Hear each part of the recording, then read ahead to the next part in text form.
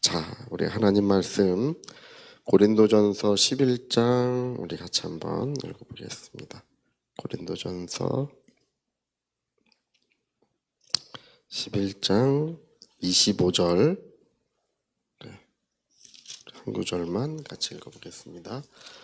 고린도전서 11장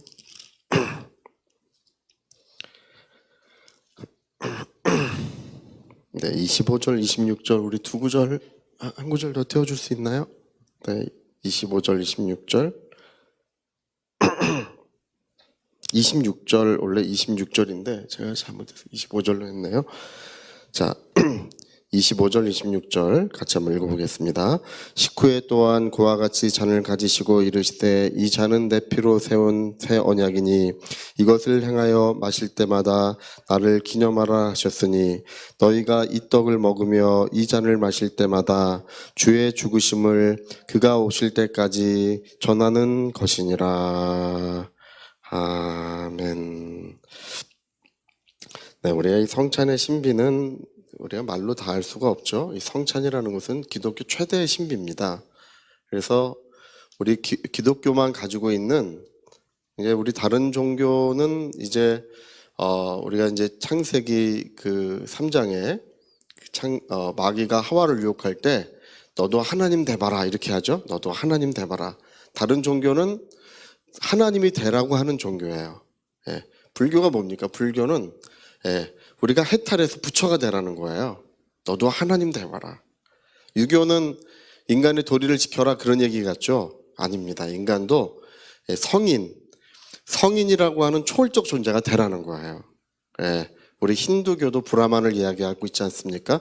명상을 통해서 초월적 지식을 얻으면 너도 하나님 될 수 있다. 그게 마귀가 사람을 최초로 유혹할 때 선악과를 먹어봐라.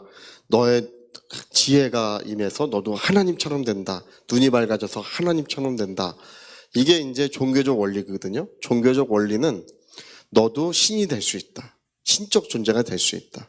이렇게 거짓으로 우리를 가르치는 거예요. 그러나 우리는 누구도 신적 존재가 되는 것이 아니라 하나님만이 영원하신 찬송받으실 영원하신 하나님이십니다. 우린 참되고 영원하신 일을 아는 것입니다. 그래서 그 하나님을 우리가 섬기는 것이고요. 하나님이 우리에게 주신 최고의 은혜는 예수 그리스도를 보내주신 것입니다. 그래서 누구든지 저를 믿는 자는 살리라. 저를 믿는 자는 구원을 받고 저를 믿는 자는 생명의 풍성함을 누리며 예수 믿으면 치유도 받고 건강을 다 회복하고 그런 모든 은혜로운 역사가 일어난다는 것입니다. 주님이 어디를 가든지 물어보셨어요. 내가 낫기를 원하느냐. 물어보나 말하죠. 저는 그게 참 이상해요. 왜 물어보시는지. 근데 이유가 있어요. 고백하게 하시는 것입니다. 주여 내 눈뜨기를 원하나이다. 내가 이 일을 할 줄로 믿느냐. 주여 내가 믿나이다. 여러분 우리가 딱 그렇게 얘기해야 돼요. 오늘 자기의 목적이 장황한 사람이 있어요. 기도를 해도 뭘 기도하고 돌아가는지 모르시는 분들이 있어요. 뭐 기도했어요? 몰라요. 기억이 안 나네. 뭐 이런 분들이 있어. 우리 기도는 응답받으려고 하는 것입니다.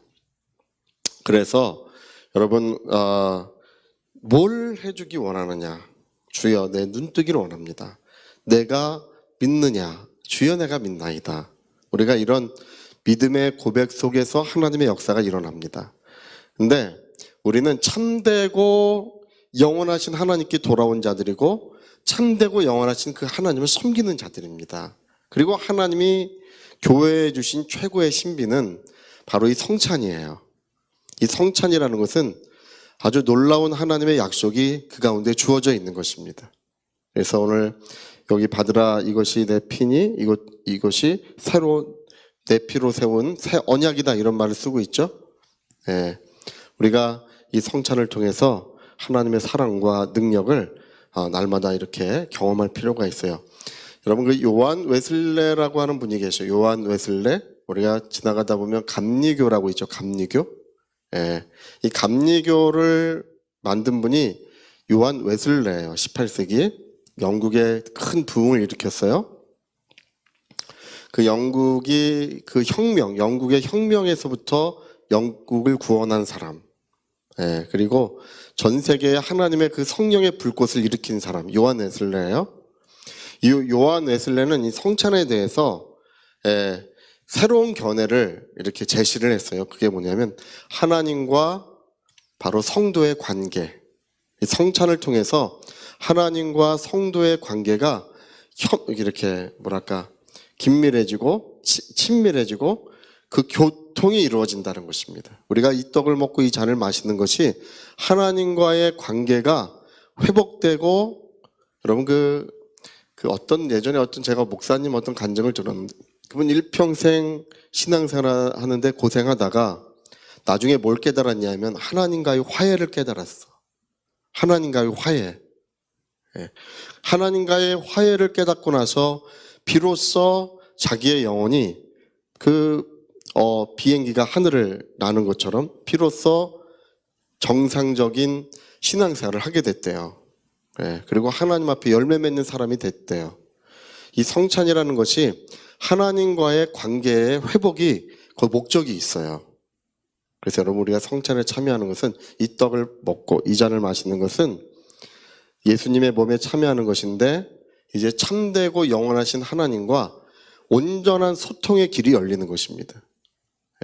그래서 우리가 성찬을 할 때는요 참 회개하고 해야 됩니다. 진실로 정결한 마음, 정결한 심령으로 성찬에 참여해야 됩니다. 오늘 고린도전서 10장에 보면요 그 이야기가 써 있어요. 10장 21절에 보면요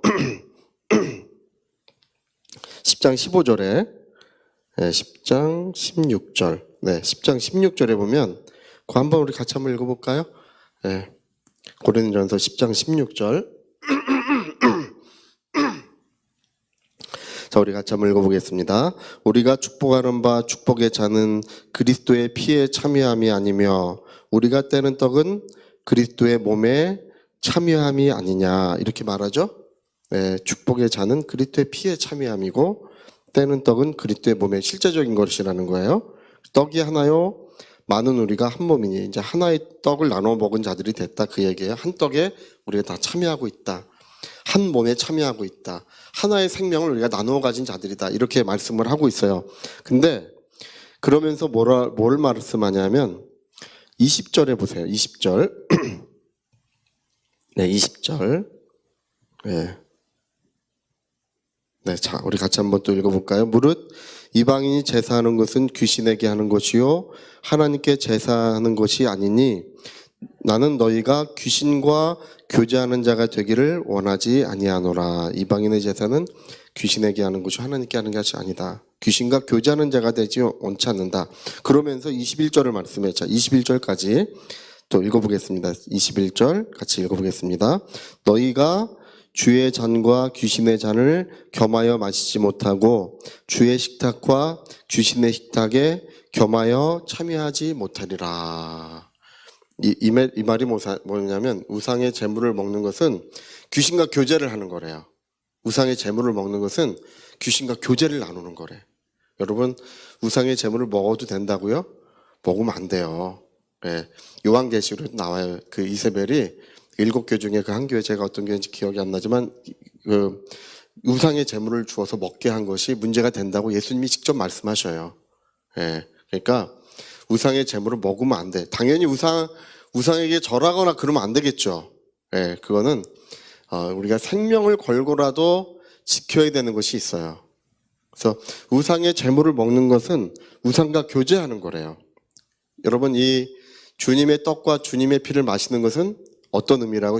하나님과 교제한다는 의미라는 거예요. 이게. 그러니까 이 주님의 상에서 그 떡과 피를 마시는 것은 하나님과의 교제예요. 우상의 제물을 먹는 것은 우상과 교제하는 거예요. 그래서 하나님의 상과 귀신의 상을 겸하여 받지 못하고 하나님의 잔과 귀신의 잔을 겸하여 참여하지 못하는 것은 귀신과 교제하는 자는 하나님과 교제가 이루어질 수 없다고 하는 것입니다. 여러분 우리가 이 말씀의 원리를 우리 모든 것에 적용할 수 있어요. 요즘에 이제 그 교회의 가장 큰 문제가 정결함이에요. 정결함. 우리가 21세기, 20세기 들어서도 마찬가지지만 21세기에 들어서 교회는 이 죄악의 문제에 이제 그 노출되게 됐어요. 세상의 어떤 미디어들 이런 것이 너무 많이 밀려왔어. 19세기까지만 하더라도요. 그리스도인들이 굉장히 경건했어요. 예, 그리스도인들이 뭐 어떤 세상의 어떤 문화나 세상의 어떤 유혹, 즐거움이 별로 없었어요. 그러나 오늘 교회는요, 얼마나 세상의 어떤 이런 죄성이 얼마나 많이 교회에 들어와 있는지 몰라요. 이제 이런 것 때문에 사실은 주의 떡에 참여하고 주의 잠에 참여해도 하나님과의 교제가 올바로 이루어지지 못하는 거예요. 제가 이 중국에 있을 때요, 중국 사람들이요, 옛날에는 그렇게 순수했어요. 예, 말도 못하게 순수했습니다. 예전에 중국 다닐 때는요, 이 중국 여행을 할 때 특별히 큰 비용을 갖지 않아도 여행이 가능했다 그랬었어요. 어디를 가든지 환영해주고, 우리 집에 오시라고 하고, 여행자만 보면 다 집집마다 맞이해주고, 그렇게 순박한 사람들이 자본주의의 물결이 들어가니까요, 다 변해요. 예, 이 탐욕스럽게 변해요. 근데 오늘 우리는 자본주의 사회에서 태어났기 때문에 탐욕에 물들어 있다는 사실조차 발견하기가 어려워요. 어릴 때부터 길들여져 있는 거야. 그러나 성경은 딱 세 가지 얘기합니다. 안목의 정욕, 육신의 자랑, 이생의 자랑, 육신의 정욕, 안목의 정욕. 이 세 가지를 얘기하는데 죄악에 물들어 있는 심령들은 우리가 주님의 떡에 참여하고 주님의 피에 참여할 때 하나님과의 소통, 하나님과의 교제를 온전히 이룰 수 없다는 것입니다. 이 식탁은 하나님이 함께 하시는 식탁이에요. 하나님이 함께 교제하는 식탁이에요. 근데 하나님과의 온전한 교제가 이루어지기 어렵다고 말씀하고 있는 것입니다. 그래서 여러분, 우리가 성찬 예식을 진행하기 전에는 뭐가 꼭 필요하냐 하면 이 회개가 꼭 필요한 거예요. 그래서 회개를 통하여 정결함을 입은 자, 하나님은 거룩한 분이고 참된 분이시기 때문에 이제 주님의 피로써 새롭게 함을 입은 자들이 이 주님의 식탁에 와서 이 떡을 먹으며 이 잔을 마심으로써 하나님과의 이제 소통이 이루어지고 화해가 이루어지고 온전한 교제가 이루어지는 그런 역사가 있게 되는 것입니다. 저는 이 가족이라고 하는 말보다 식구라고 하는 말이 참 좋은 것 같아요. 가족보다. 우리가 빨리 밥을 먹어야 한 식구예요. 할렐루야. 빨리 주일날 이렇게 그냥 식탁을 차리는 그런 시간이 왔으면 좋겠어요. 가족이라고 하는 말은 한 집에 산다는 뜻이겠죠? 근데 식구라고 하는 말이 좀 더 정겨운 것 같아요. 한 식탁에 둘러앉아서 이제 같이 음식을 나눠 먹는 사람들. 가족이라는 말과 똑같은 말이지만 식구라는 말이 좋은 것 같아요. 여러분, 우리가 하나님의 식구들을, 하나님이 상을 차리시고 우리를 초대하시는 것입니다. 그 하나님의 식탁에서 우리가 그 떡을 먹으며 그 잔을 마시며 하나님과의 교제를 이루는 것입니다. 그래서 그 식탁에 참여하기 위하여 우리가 깨끗함을 받고 정결함을 받아야 될 것입니다. 뿐만 아니라 이제 이 하나님의 식탁에 참여하여 하나님과 교제한 사람들은 복음을 전할 수 있는 이 생명력을 갖는 거예요. 우리가 이 복음 전도는 우리 다음 주 월요일 날 한번 해야 되겠네요. 오늘 여기까지만 하고요. 그건 다음 주 월요일 날 하도록 하겠습니다. 여러분, 뭐가 중요하냐면 오늘 제가 드린 말씀은 뭐가 중요하냐면 우리가 하나님의 식탁에 참여한다는 사실, 그것은 하나님과의 온전한 교제가 이루어지는 시간이라는 것입니다. 그래서 우리가 성찬에 참여하실 때 진실함과 거룩함으로 성찬에 참여하시기를 꼭 부탁드리겠습니다. 네, 감사합니다. 자, 우리 같이 한번 기도하시겠습니다. 우리 한번 기도하실 때 오늘 이 성경은 이게 하나님이 차려주신 식탁이고 그 하나님과 식구가 되는 거, 말하자면 같이 그 떡을 먹으며 잔을 나눠 마시면서 친교가 이루어지는, 특별히 하나님과의 친교가 이루어지는 이 복된 시간이 됩니다. 이 친교는요, 정말 그런 어떤 우리의 기도와 어떤 이런 개인적인 어떤 경건 신앙생활을 통한 친교와는 다른 거예요. 주님의 피를 받는 자, 주님의 살을 받는 자로서의 그 생명을 받는 자로서 이제 친교가 이루어지는 것입니다. 우리 성찬의 축복을 위하여 우리 한 번 더 통성으로 기도하시겠습니다.